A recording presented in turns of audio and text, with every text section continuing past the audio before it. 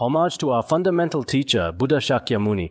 Homage to Manjushri, wisdom and courage. Homage to all lineage masters of great kindness. The Dharma, infinitely profound and subtle, is rarely encountered even in millions of eons. Now we are able to hear, study, and follow it. May we fully realize the Tathagata's true meaning. To liberate all sentient beings, please generate supreme and excellent bodhicitta. Today we continue with the sufferings of the three higher realms. Among the sufferings of the three higher realms, we'll first discuss human suffering. Human suffering has two aspects. First, the three fundamental sufferings, and second, the 8 branch sufferings. Let's first discuss the three fundamental sufferings. Generally speaking, all three realms of samsara experience these three fundamental sufferings. But here, it's clearly evident that human beings in the three realms of samsara experience these three fundamental sufferings very intensely. Therefore, we need to analyze this carefully. During this analysis, everyone should contemplate very carefully if we understand the sufferings of hell beings, hungry ghosts, and animals. Some we can roughly understand, but others are difficult to comprehend, like the sufferings of hell or certain sufferings of hungry ghosts. It's hard for us to experience them directly or remember them clearly. But human suffering, after all, we have taken human form. If you carefully observe yourself and your own life, you should understand that the sufferings spoken of by the great compassionate Buddha appear in our body and mind at every moment. So if you don't contemplate, that's another matter entirely. But if you reflect even a little, you will surely recognize what the Buddha taught in the relevant sutras, that all phenomena are impermanent and all experiences are suffering. You will completely understand this truth. Therefore, our regular contemplation is extremely important. This time, everyone is practicing the preliminary practices together. It's not just reading through the text. I think if you have some Buddhist knowledge and understand the terminology, there's no difficulty. Everyone can read through it. But truly contemplating and practicing is much more difficult. Practice isn't so easy. For example, when we study and contemplate, reading 1 or 2 books isn't very difficult, but truly familiarizing ourselves with the content repeatedly in our mind stream. So that after this familiarization, the meaning naturally arises in our mind, and then applying it to our actual daily life. Such a state is quite difficult for us to achieve, so learning the Dharma is easy, but practicing is difficult. This is the reason the great masters repeatedly emphasize this. Therefore, we must repeatedly contemplate human suffering. Regarding human suffering, I think every principle described below should be quite easy to recognize in our daily lives. The Buddha also taught in the Lotus Sutra, we suffer various torments in the cycle of birth and death due to the 3 sufferings. This means that we sentient beings are tormented by the 3 great sufferings of suffering upon suffering, suffering of change, and suffering of conditioning. In the 3 realms of samsara, we experience boundless suffering. How can we eliminate such suffering? The only method to eliminate this suffering is the nectar of the Dharma. Of course, many people in the world today want to eliminate suffering. Some take medicine, some seek money, some seek emotional relationships, some seek status. Through various means, they try to avoid suffering and obtain happiness. This is humanity's common pursuit and shared goal. But what can truly be obtained is only the spirit of Buddhism. If it integrates with our mind, then it can eliminate our suffering. Just like a seriously ill patient, without relying on medical treatment, chronic illness is hard to cure. Therefore, we always wish for the teachings of the Dharma to reach everyone's heart, for every person. If they have faith, wisdom, and virtuous karmic connections, then it's impossible not to encounter the Dharma. The Buddha also said in the Infinite Life Sutra, with the medicine of all dharmas, cure the 3 sufferings. With the wondrous medicine of the Dharma, with the medicine of all dharmas, cure the 3 sufferings. It can stop the 3 great sufferings described below. So all Dharma friends here must understand this principle. We often say how suffering sentient beings are, how suffering people are. Indeed they are. Sometimes if you don't observe carefully, you might not notice. But if you observe our current life carefully, countless sufferings will certainly keep arising every moment. These sufferings naturally destroy all our happiness, comfort, and joy. Everything will be destroyed in an instant. So I often think, who are the truly happiest people in this world? Not necessarily the wealthy, not necessarily those with particularly high status. True happiness comes when the Dharma integrates with one's mind, achieving freedom and letting go. Such people, everything they do is in a state of happiness. This isn't boastful talk. History since ancient times can prove this. Many practitioners' experiences through cultivation can also verify this point. Therefore, the Dharma in our current era is an indispensable panacea for eliminating the intense suffering in people's hearts. So all Dharma friends here who have generated great vehicle bodhicitta cannot simply enjoy the flavor of the Dharma by yourselves while completely ignoring those around you. I think such an approach is unreasonable. Once you have certain ability, wisdom, and compassion, you shouldn't selfishly hoard it, but should share it with sentient beings who have the karmic connection. Of course, this may require a process if you yourself are not yet even slightly mature. Going to the cities would probably present certain difficulties because the habitual patterns and pollution outside are too severe now. Originally, you intended to liberate others, but you couldn't liberate them. Instead, you yourself got swept away by society's waves. In the end, you're powerless to extricate yourself. This is very possible. So during the process of practice, everyone should think of sentient beings while also considering self-protection. What we're discussing today is human suffering. Human suffering has three aspects. The three major sufferings are suffering of change, suffering upon suffering, and suffering of conditioning.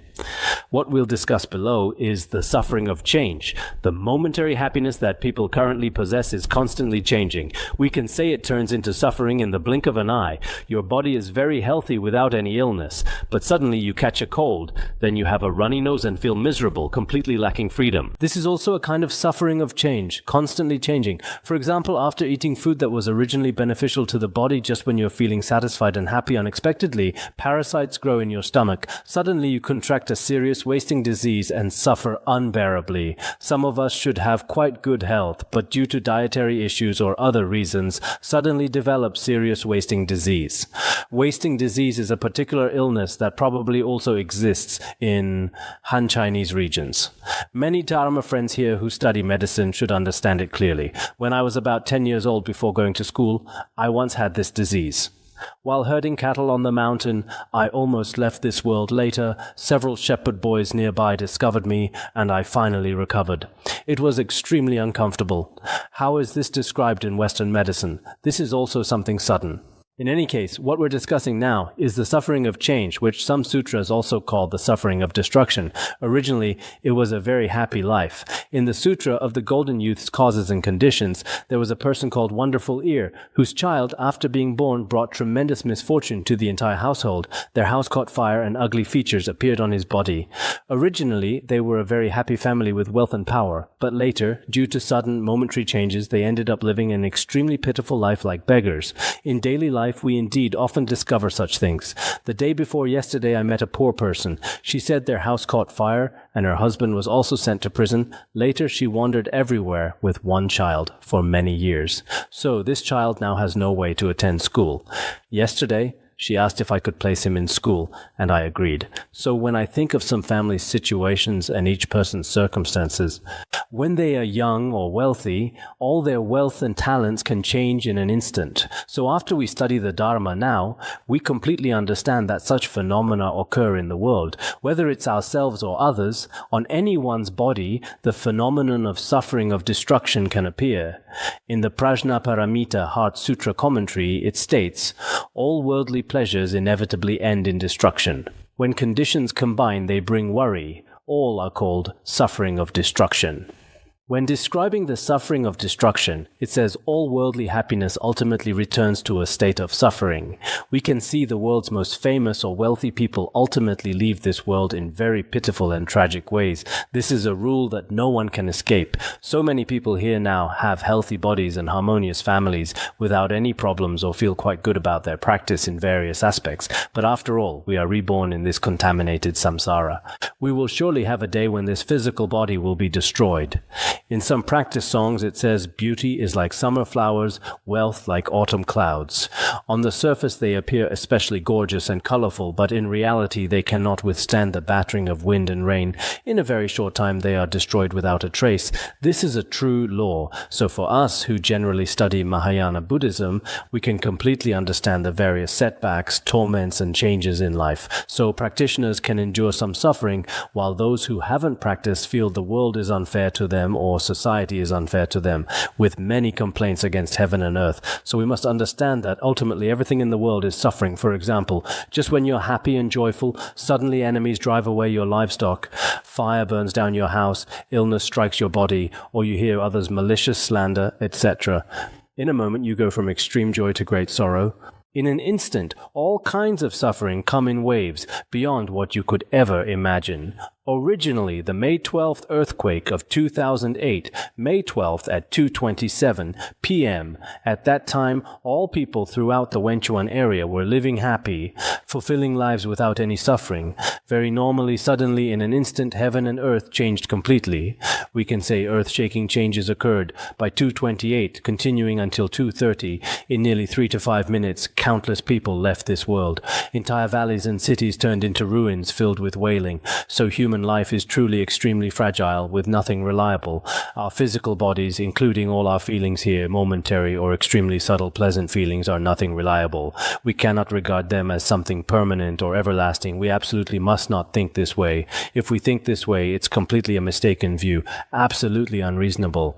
This is very easily changed from this point in this cycle of birth and death. The happiness, fortune, and reputation we seemingly possess actually have not the slightest permanence or stability, and ultimately cannot escape suffering. Some songs say, happiness is like a single hair, extremely fine.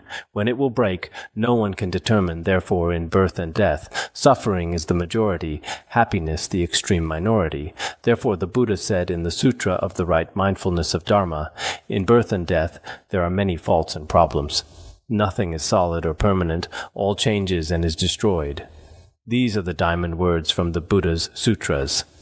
In this cycle of birth and death suffering, faults, inauspicious or unfavorable things are numerous beyond count. Happiness, fortune, or pleasant physical and mental phenomena are extremely few, and even if these exist in a very short time, they become the nature of suffering. So sometimes, when looking at this society, indeed, many sufferings come naturally. You feel particularly wealthy, but in an instant it becomes another kind of suffering. After last year's financial crisis occurred, from a worldly perspective, many Eastern and Western tycoons and small business owners were all in a state of extremely painful feelings. I remember a German tycoon named Merkel, who originally had about $9.2 billion in family assets. In 2008, he ranked 94th among the world's wealthy, but later, after this crisis erupted, all his family assets fell into extremely serious difficulties. Finally, unable to accept it, he deliberately crashed his car and died. It became explosive world news.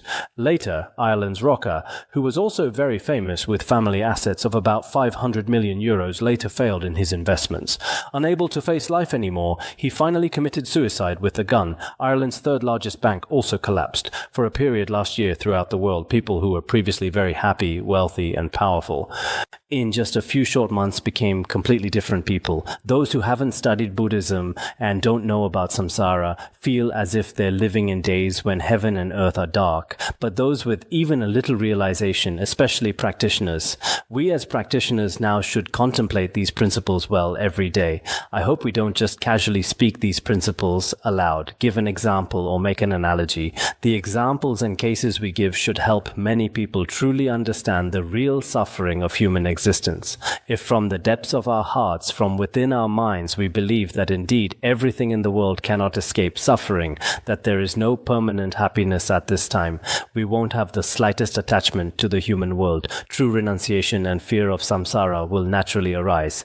Then it means our practice should be successful. Otherwise, if we don't understand the truth of the three realms and human existence at all, then superficially speaking, many profound and mysterious terms to protect, comfort, and praise ourselves probably won't be of much use. So true practice is what benefits the mind. Therefore, we must develop disgust for samsara.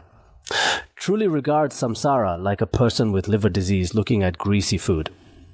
Upon seeing this samsara, we find it extremely frightening. We don't want to stay here even for a moment. Like a prisoner who doesn't want to stay in a particularly dark prison. He very much wants to leave early. So if each of us develops a kind of fear of samsara from our hearts, then our practice will be perfected.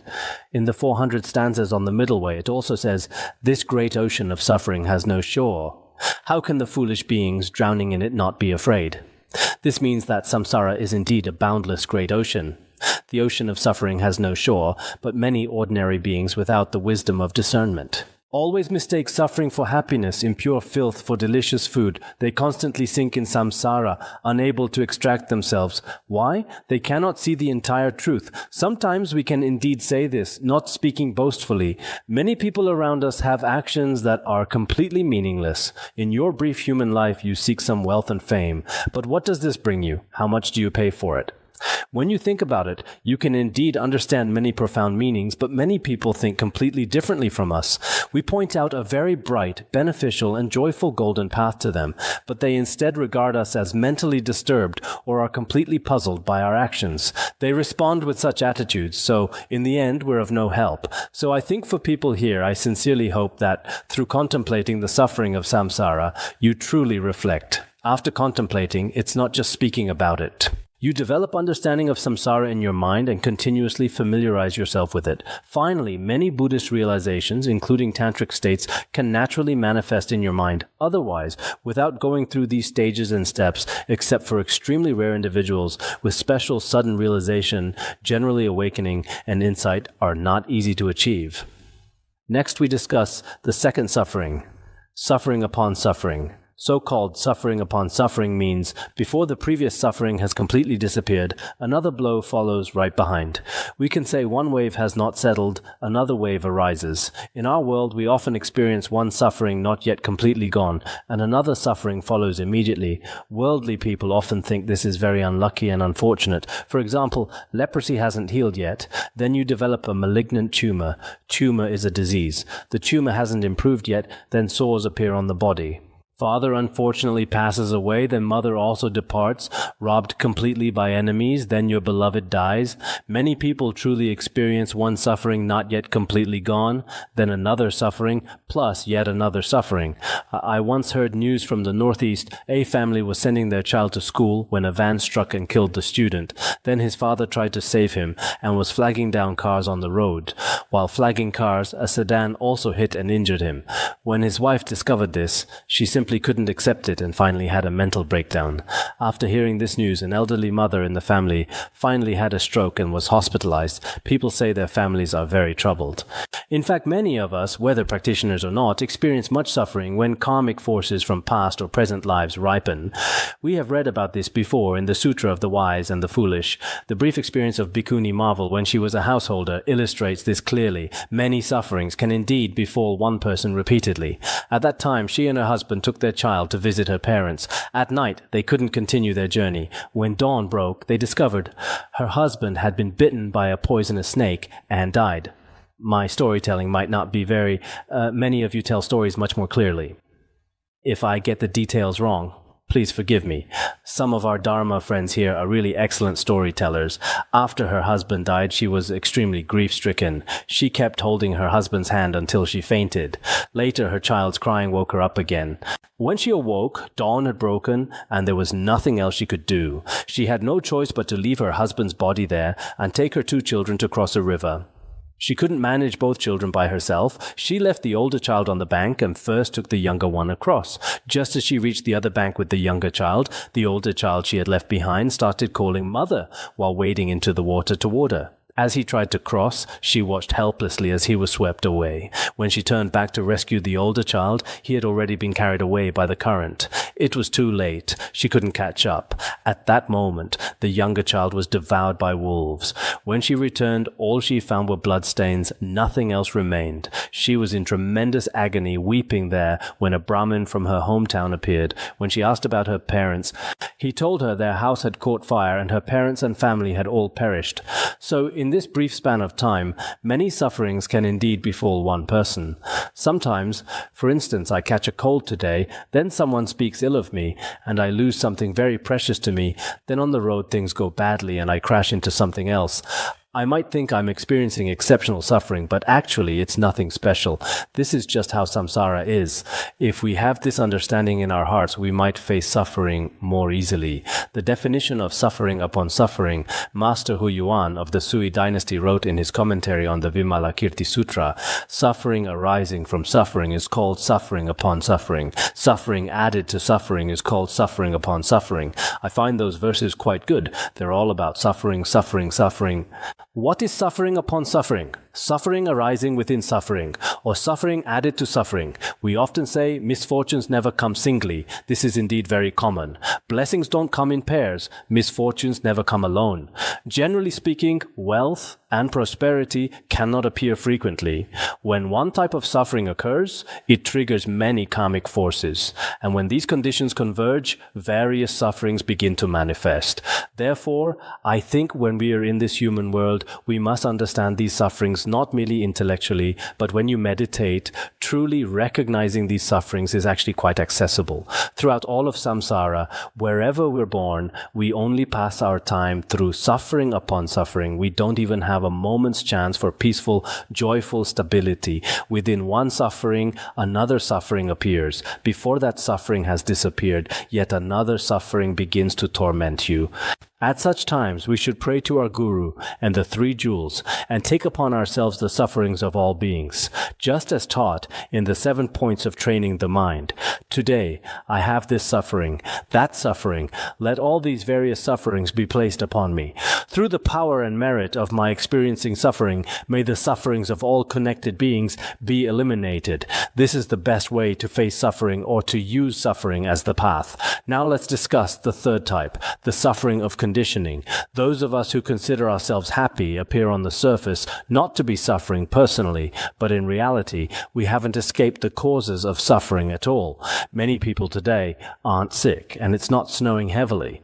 On the surface, they're doing fine and feel today is pretty good, but actually, we haven't examined our lives in detail. If we examine our lives carefully, suffering never leaves us. For example, eating, dressing, housing, possessions, decorating, hosting feasts, and so on, all of these can become causes for creating negative karma. What we do is completely disguised evil. The consequence of all this is undoubtedly suffering.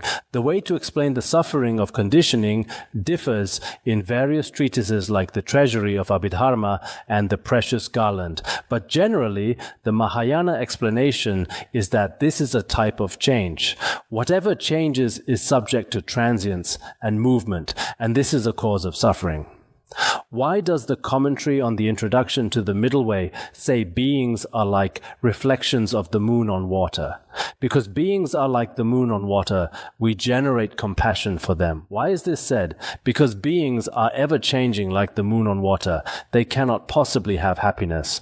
There are many profound meanings here, including in the commentary on the 400 stanzas on the Middle Way and the root stanzas of the Middle Way, which also elaborate on related content. So here, from the perspective of some Mahayana teachings, we cannot see the suffering of conditioning on the surface. I remember in Tsongkhapa's great treatise on the stages of the path, it's like when someone has a sore on their body. When untouched, there's actually no sensation, but as soon as it's touched, pain will appear. The suffering of conditioning is similar. It just hasn't manifested temporarily, but actually this suffering exists in a hidden way. Some scriptures say birth, aging, and death correspond to the three great sufferings. How does birth manifest? Through the suffering of conditioning. How does aging manifest? Through the suffering of change. How does death manifest? Through suffering upon suffering. We can also say that birth, aging, and death manifest in life through the three great sufferings. So in our practice, we should constantly observe. Why do we say samsara is suffering? The Buddha constantly taught in related scriptures that all of samsara is suffering. Some people tell us, how can you say all of samsara is suffering? We're actually very happy. Look, I have money and status. Right now, I don't have any suffering at all. But this is just for a day or two. After some time, will you always be like this? No. From childhood until now, have you always been like this? Also no. In life, if we really made a proper accounting of happiness and suffering, except for very few practitioners with realization, the component of happiness should be very small. Now let's use tea and tasampa as examples to illustrate this principle, what we call the suffering of conditioning. Tea is a plant grown in Han Chinese regions. Patrul Rinpoche's point is that Tibet indeed didn't produce tea before, and doesn't produce it now either. Now it seems Luhuo produces a little tea called ose tea. In the process of planting and picking leaves, the number of beings killed is countless. Many Dharma friends here are from tea-producing regions. I have visited Yunnan and places that produce Longjing tea.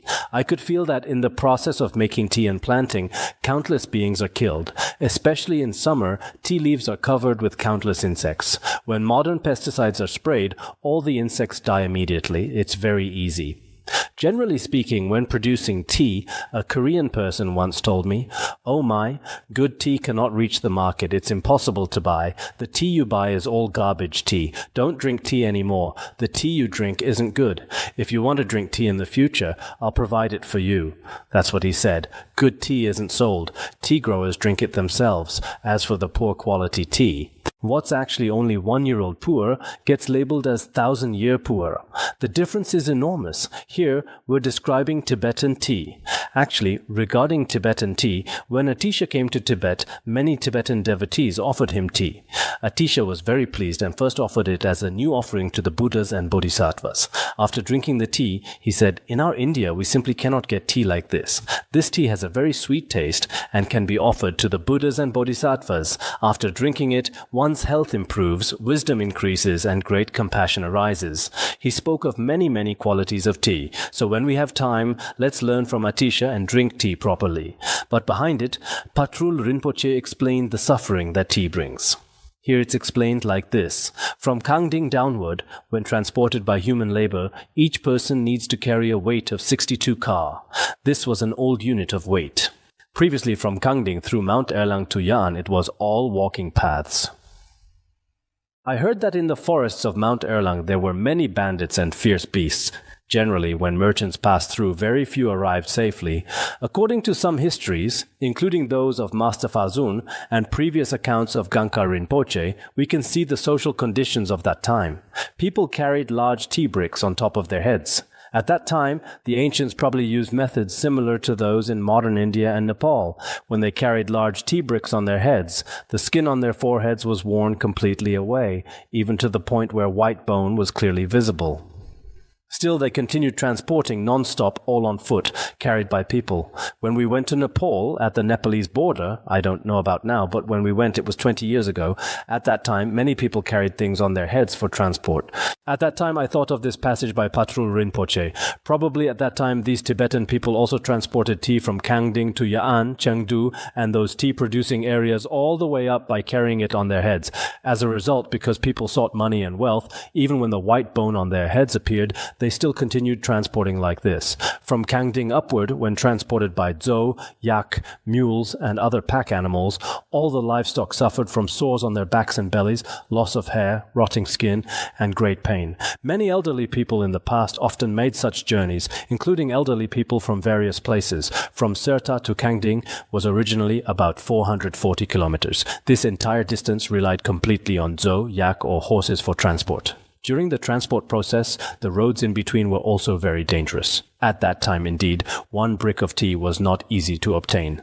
Behind it lay the contributions and suffering of countless beings. Compared to now, there seems to be some difference. Although transportation now has changed significantly, the karma people create in making tea or in the entire trading process has not decreased. It's just that an intermediate process has been simplified. Not only in the transportation process must humans and animals endure this unimaginable suffering of servitude, but also when marketing tea, both buyers and sellers engage in outrageous lies and shameless behavior, swearing oaths oaths, breaking promises, and other deceptive means or loud arguments to make sales. Both parties buying and selling tea definitely lie and create karma through swearing. Various deceptive methods are difficult to avoid. Now, many lay practitioners in business feel that without lying, there's no way to do business. What can they do? Without doing business, there's no way to live. This is also a problem. This is the contradiction between Buddhist cause and effect and practical life. We can only answer, try your best to find ways to be more truthful. For other solutions, there may be no alternatives. The tea we drink, modern tea, is the same. Pu'er, Longjing tea, jasmine tea, and various other teas. Behind them, there is indeed much suffering. Therefore, on the surface, it seems like drinking a sip of tea is fragrant and comfortable. Today, I drink coffee. I drink tea all day, staying happy constantly. Actually, behind it there is still great suffering. Therefore, when we analyze in detail regarding objective issues, there are indeed many undiscovered karmic causes and effects within. This doesn't mean we should eat nothing, drink nothing, and just sit here. Patrul Rinpoche's meaning is that we should clearly recognize that behind what people now consider happiness, there are still countless factors and conditions of suffering. Once you know this, people will cherish many opportunities. These goods were basically exchanged for sheep's wool and lambskin, according to Tibetan custom of that time. Here, explaining the essence of the suffering of conditioning, if all compounded phenomena are changeable, then the suffering of conditioning is easily recognized. The commentary on the Heart Sutra also says, all compounded phenomena are subject to transient flow by nature. Pressuring and disturbing, they are all called the suffering of conditioning. This is such a teaching, so all the compounded phenomena we usually see are changeable by nature. We think drinking tea is wonderful, but actually within the nature of this tea lie hidden the sufferings of many beings. Who knows that food on the plate, every grain contains hardship? Looking at our food and the clothes we wear, behind these there is indeed much suffering. If you haven't been to factories and markets, you might think life is always brilliant, but after you go there, you'll feel... Now, many people seem not to contemplate this, which is why our practice is poor. For example, we live in a house. Think about the source of this house. The money we use now is indeed hard-earned money. It's not easy. From the heart, we feel a sense of indebtedness to beings. We wear a beautiful piece of clothing.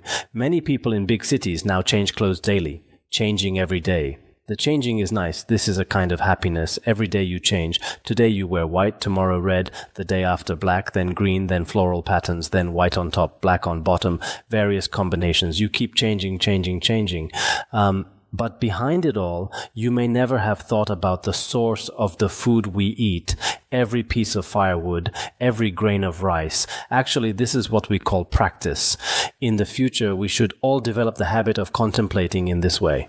Good practitioners will think about this. All of one's thoughts and actions, and all the people and things involved, should be observed.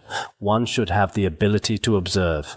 But we're like mentally ill people, only caring about ourselves. Beyond this, regarding present, future, and past matters, we have no analytical or observational ability. This is our shortcoming. Here, it also mentions that those teas, according to Tibetan custom of that time, were probably exchanged for silver, and especially, since Patrul Rinpoche was in the Sershul area where sheep were abundant, he probably described their living conditions at that time. Much was exchanged for lambskin and sheep's wool. Below we'll discuss how sheep's wool and lambskin are also not easily obtained. This sheep's wool is the same. In summer, on each sheep's body, lice, blood-sucking insects, and other beings are equal in number to the amount of wool. When people use scissors to shear wool. Most of these beings have their heads severed, their backs broken, organs spilling out, and die. Those that remain are tangled up with the wool and placed in clean areas where they suffocate, unable to breathe. In the end, they have no choice but death. Most die this way. Lambskin is no exception. Young lambs have just been born with all their faculties complete and possess feelings of pain and pleasure. Their bodies are developing and growing. Just as they begin to experience the joy of living, they are immediately slaughtered. Their owner, wanting the skin, kills them just as they're able to stand. Although they are ignorant animals, they likewise yearn for life, fear death, and are terrified of the pain of breath separation. The mother of the slaughtered lamb, like a loving mother who has lost her only child, is grief-stricken to the point of despair. These are all facts we witness firsthand in real life. If we just think a little about such commercial transactions, we can clearly recognize that merely drinking a sip of tea has already become a cause for the lower realms. Drinking a sip of tea is not easy. Probably most tea nowadays is not exchanged for lambskin and sheep's wool. We exchange money for it. What is the source of this money? Everyone can contemplate this from various angles. When contemplating, you should be able to feel it. Let's stop here for today. Thank you.